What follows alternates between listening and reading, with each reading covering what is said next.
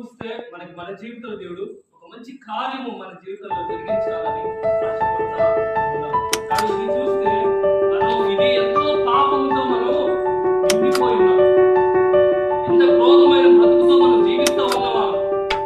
చాలా భయంకరమైన విషయంతో మనం జీవిస్తూ ఉన్నవాళ్ళం. ఆ పాపం మీలో ఉన్న పాపాన్ని తీర్చాలి. ఎందుకంటే నేను కూడా పాపంకుడయ్యా, నేను విడిపోయా, ఓ పాపంతో నిండిపోయి, ఓ శాపంతో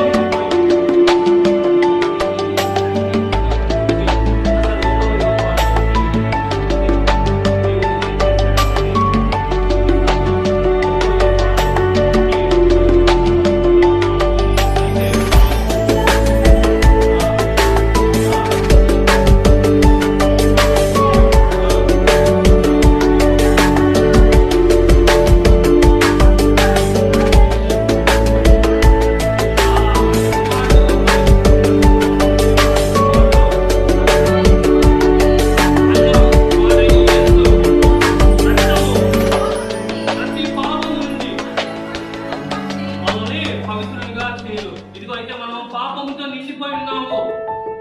ఎంతో భయంకరంగా జీవితంలో మనం జీవిస్తున్నాం. మనము దేవుడు ఏం చేశాడంట, తన రక్తముతో ఇది యేసయ్య, యేసయ్యకి పుట్టింది. యేసయ్య ఎంతో పరిశుద్ధంగా జీవించేవాడు, ఎంతో పవిత్రంగా జీవించేవాడు. మన పాపాలన్నీ ఆయన తీసుకొని, మన పాపాలన్నీ ఆయన భుజం మీద మోసుకొని, మన దేవుడు ఏం చేశాడంట, పవిత్రులుగా దేవుడు